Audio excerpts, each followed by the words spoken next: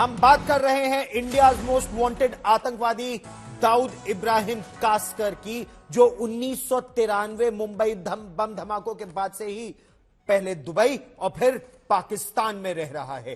पाकिस्तान में दाऊद इब्राहिम एक बहुत बड़ा एम्पायर चलाता है। लेकिन दाऊद इब्राहिम के बारे में हम आपको बताएं कि 1993 में मुंबई में 12 सीरियल बम धमाके हुए थे, जिनमें 257 लोग मारे गए थे और दाऊद इब्राहिम उसका मास्टरमाइंड था। धमाके से बिल्कुल पहले वो दुबई भाग गया था, वो भी, टाइगर मेमन भी और कई और आतंकी जो इसमें शामिल थे। दुबई से पाकिस्तान पहुंचा और कराची में क्लिफ्टन, जहां पर बेनजीर भुट्टो का घर है, बेनजीर भुट्टो के घर के बेहद करीब दाऊद इब्राहिम का बहुत बड़ी सी हवेली है।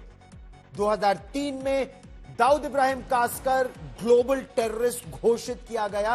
अमेरिका ने उसे इंटरनेशनल टेरर फाइनेंसर बनाया। 2011 में दुनिया भर में थर्ड मोस्ट वांटेड, तीसरा सबसे ज्यादा वांटेड आतंकी और अपराधी घोषित हुआ दाऊद इब्राहिम कासकर, आतंकवाद को फैलाने के लिए। यह आपको दिखाता है कि काला कारोबार जो दाऊद इब्राहिम का था, पहले सोने की तस्करी, चांदी की तस्करी, फिर अफगानिस्तान के रास्ते ड्रग्स की तस्करी जो शुरू की दाऊद इब्राहिम कासकर ने, फिर सट्टेबाजी में उसने बहुत पैसा लगाया, रियल एस्टेट में, पाकिस्तान में ही नहीं, पाकिस्तान हो, दुबई हो, इंग्लैंड हो, अफ्रीका हो, कई देशों में उसने काले धन का पैसा लगाया, तस्करी का पैसा लगाया, हवाला का कारोबार किया। 1993 के धमाकों के लिए भी 6 करोड़ रुपए, उस जमाने के 6 करोड़ रुपए आए थे 1993 मुंबई सीरियल ब्लास्ट के लिए। डांस बार चलाता था दाऊद इब्राहिम। भारत में फिल्म इंडस्ट्री में उसने बहुत सा पैसा लगा रखा था, इस तरह की बातें भी सामने आई थी। आरजू काजमी पाकिस्तान से हमारे साथ जुड़ रही हैं, हमारे साथ मेजर जनरल संजय मिस्टन भी है। आरजू, पाकिस्तान में दाऊद इब्राहिम के काले कारोबार के बारे में किस तरह की जानकारी है, खासतौर पर रियल एस्टेट को लेकर? और आरजू के साथ हम संपर्क में एक बार फिर साधने का प्रयास करेंगे। जनरल मिस्टन, इंटेलिजेंस इनपुट्स क्या क्या है, किस तरह की जानकारी है हमारे पास, पाकिस्तान में क्या कारोबार है दाऊद इब्राहिम का? देखिए, जहां तक दाऊद इब्राहिम का सवाल है, आपने बिल्कुल सही बोला, उसका हर चीज में हाथ है। Drugs, smuggling, terrorism, killing people. Bombay blast में 257 लोग मारे हैं और 2008 में भी जो मुंबई में अटैक हुआ था, उसमें भी पूरा लॉजिस्टिक सपोर्ट इसका था। और साथ में 2010 में जो जर्मन बेकरी अटैक था, इसमें भी लॉजिस्टिक सपोर्ट है। तो मतलब उसकी माहिरता है और उसका फोकस हमेशा रहा है पैसा। इसी आधार पे उसने पाकिस्तान आर्मी को भी खूब लॉजिस्टिक सपोर्ट दिया है। यहां तक अफगानिस्तान में जितने भी ये ट्रक्स जाते थे खैबर पास से और दूसरा चमन पास से, ये सारे जो ओरिजिनेट होते थे आईएसएफ के लिए, वो सारे ये ट्रक्स मैक्सिमम इन्हीं का चल रहा था। और इनके कॉन्ट्रैक्टर्स, ये दाऊद के कॉन्ट्रैक्टर्स का लिंक था अफगान कॉन्ट्रैक्टर्स के साथ। और यूनाइटेड स्टेट्स भी कॉन्ट्रैक्टर जो हायर करता था, उनके पास कोई चारा ही नहीं था, इन्हीं को ही लेना है। और सोचिए, कराची पोर्ट पे जो सामान आता था, दाऊद के ही ट्रकों पर अमेरिका के लिए अफगानिस्तान पहुंचता था। बड़ी खबर इस समय आ रही है, दाऊद इब्राहिम से जुड़े लोगों ने, पाकिस्तान में जो दाऊद इब्राहिम से जुड़े लोग हैं, इस समय की बड़ी खबर। आज तक से दाऊद इब्राहिम गैंग के सदस्य ने बात की, जिसमें गैंग ने दाऊद से जुड़ी इस खबर का खंडन किया कि दाऊद मर गया है। अरविंद ओझा मेरे सहयोगी हमारे साथ जुड़ रहे हैं। अरविंद, फारूक से आपने बात की, कुछ डी कंपनी के लोगों से बात की, क्या जानकारी मिल पा रही है इस समय? नहीं, देखिए, आपको बताऊं गौरव, जो सुबह से खबरें चल रही हैं, डी गैंग के कई लोगों से हमने बातचीत की है। सीधे सीधे जो ये खबर है, इस खबर को खंडन कर रहे हैं कि दाऊद इब्राहिम की तबीयत खराब है या उसे हॉस्पिटलाइज कराया गया है। सीधे सीधे जो डी गैंग से जुड़े लोग हैं, उनका कहना है कि ये पूरी तरह से कोरी अफवाह है, कोरी बकवास खबर है। इसके अलावा जो सुरक्षा एजेंसी से जुड़े लोग हैं, जो डी गैंग को ट्रैक करते हैं, उनका भी ये कहना है कि इस खबर में बहुत सच्चाई दिख नहीं रही है। हालांकि आपको बताऊं, पाकिस्तान पाकिस्तान के कराची में ही जो डिफेंस हाउसिंग स्कीम इलाका है, जो पाकिस्तान की आर्मी, जो पाकिस्तान की सेना है वही डेवलप करती है, वहां पर क्लिफ्टन रोड पर कड़ी सुरक्षा के बीच दाऊद इब्राहिम है। हाल फिलहाल में जिस तरह से पाकिस्तान में अननोन गनमैन का दहशत है, उसके बाद से दाऊद इब्राहिम की सिक्योरिटी जरूर बढ़ाई गई है, लेकिन दाऊद के जो करीबी हैं कुछ लोग, उनसे हमारी बातचीत हुई है और उसके अलावा जो सुरक्षा एजेंसियों से जुड़े लोग हैं उनसे हमारी बात हुई है। उन्होंने उनका दावा है कि जो खबर दाऊद इब्राहिम के तबीयत की खराब है या पॉइजनिंग की है या हॉस्पिटलाइज है, उस खबर में बहुत कोई दम है नहीं।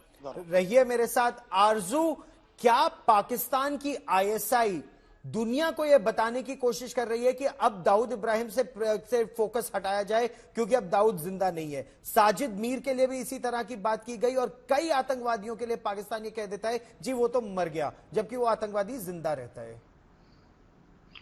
देखिए, साजिद मीर के लिए भी इसी तरह की बात आई थी, उसे भी कहा गया था कि पॉइजन दे दिया और फिर उसके बाद कहा गया ऐसा कुछ भी नहीं है, वो बिल्कुल ठीक है।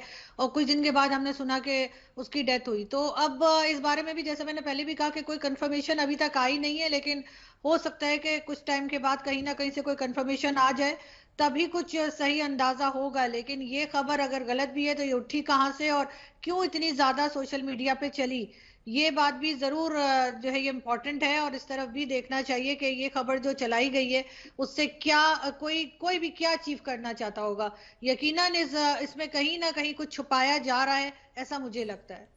अच्छा, दाऊद इब्राहिम के बारे में कि उसका रियल एस्टेट का बिजनेस पाकिस्तान में कितना है, दुबई में कितना है, इंग्लैंड में कितना है, अफ्रीका में कितना है, पाकिस्तान की आर्मी का कितना पैसा, पाकिस्तान में इसको लेकर किस तरह की खबरें हैं? पाकिस्तान का मेन मीडिया इस वक्त बिल्कुल खामोश है और जो टीवी चैनल्स हैं वो कोई बात नहीं कर रहे हैं। अगर कोई बात कर भी रहा है तो वो यकीनन यूट्यूब चैनल्स बात कर रहे हैं, सोशल मीडिया पे लोग लिख रहे हैं, लेकिन वही है कि अभी तक कंफर्मेशन नहीं आई है और हम लोग यही इंतजार कर रहे हैं कि किसी तरफ से कंफर्मेशन आए। और कहा यही जा रहा है कि ज्यादा से ज्यादा भी 2 से 3 घंटों में जो है बात क्लियर हो जाएगी। अगले 2 से 3 घंटों में बात क्लियर होने की उम्मीद है, लेकिन मतलब ये किस तरह पाकिस्तान में चलता है ये भी मैं आपसे समझना चाहता हूं कि जावेद मियादाद के बेटे का निकाह हुआ तो किसकी बेटी के साथ हुआ और किसकी बेटी के साथ मुलाकात हुई, कहां पर यह मुलाकात हुई? क्या पाकिस्तान में कुछ, क्योंकि दाऊद इब्राहिम है तो सब चुप्पी साध लेते हैं? आरजू, बिल्कुल ऐसा ही है, किसी ने कोई बात नहीं की, किसी ने कोई सवाल नहीं उठाया। आज भी जावेद मियादाद साहब से कुछ नहीं पूछा जाता। लेकिन अगर ये इस किस्म की सफाई करी जा रही है जो कि होनी चाहिए तो यकीनन उसमें कहीं ना कहीं भारत का भी हाथ है, क्योंकि आपके यहाँ से आपके फॉरेन मिनिस्टर और प्राइम मिनिस्टर बार बार कहते रहे हैं कि जब तक पाकिस्तान से टेररिज्म खत्म नहीं होगी तब तक पाकिस्तान से बात या ट्रेड नहीं होगी। हो सकता है ये उसी सिलसिले की कोई कड़ी हो और पाकिस्तान कोशिश कर रहा हो, जैसे और भी कई लोग मारे गए हैं, तो हो सकता है अब इसका नंबर हो। क्या पता इस बार बच गया हो, अगली बार ना बचे, लेकिन कुछ ना कुछ ऐसा जरूर चल रहा है जो हम भारत को भी दिखाना चाह रहे हैं कि हमारे यहाँ से अब टेररिज्म या टेररिस्ट खत्म किए जा रहे हैं।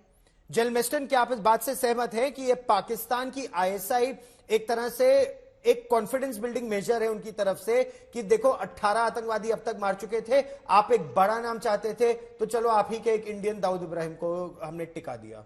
देखिए, जो अर्जुन ने बोला मैं उससे काफी हद तक सहमत हूं। देखिए, पाकिस्तान आईएसआई का भी अभी क्लियर है कि पाकिस्तान की जो इकोनॉमिक दशा है बहुत ही बुरी हालात में है और इसीलिए उनको अमेरिका से एड चाहिए और अमेरिका और हिंदुस्तान से भी वो चाहते हैं। कई बार इमरान खान ने भी पहले स्टेटमेंट दिए थे कि मोदी साहब के साथ अच्छे ताल्लुकात होने चाहिए और अभी हाल ही में नवाज शरीफ ने भी मेरे ख्याल मोदी जी के लिए बोला था।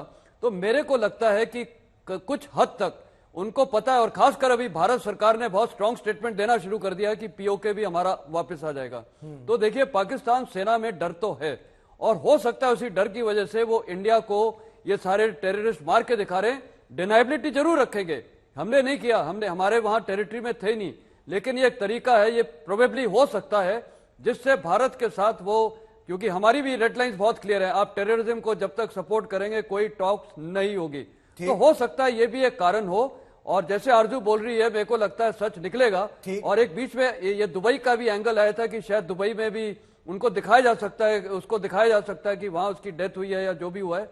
दुबई का एंगल अब नहीं आएगा इसीलिए क्योंकि हाल ही में दुबई ने पाकिस्तान के जो वर्कर्स हैं, स्किल्ड क्लास वर्कर्स, उनका वीजा बंद कर दिया है। और दुबई भारत का एक बहुत करीबी स्ट्रेटेजिक पार्टनर है, वो भारत के खिलाफ आतंकवादियों को क्यों रखेगा जिस तरह पाकिस्तान रखता है। लेकिन अरविंद, पाकिस्तान में अगर पुराने आतंकी मारे जा रहे हैं तो इंटेलिजेंस एजेंसीज का ये भी मानना है कि नए आतंकी पाकिस्तान ने तैयार कर लिए हैं जो एफएटीएफ या दुनिया की नजर में फिलहाल नहीं है। अरविंद, नहीं, बिल्कुल। और देखिए, जिस तरह से मैंने चर्चा सुन रहा था, बहुत मुमकिन है कि ये जो जिस तरह से डी गैंग इसे कोरी अफवाह बता रहा है, जो सुरक्षा एजेंसी से जुड़े लोग हैं इसे कोरी अफवाह बता रहे हैं। हमने कई लोगों से, डी कंपनी के लोगों से बातचीत की, सुबह से ही उन्होंने इसे कोरी अफवाह बताया। लेकिन क्या ये जो पाकिस्तान की खुफिया एजेंसी की चाल है, क्या आई वॉश करने की कि दाऊद इब्राहिम की तबीयत खराब है, वो काफी सीरियस है, ये क्या क्या कोई पाकिस्तान की चाल है?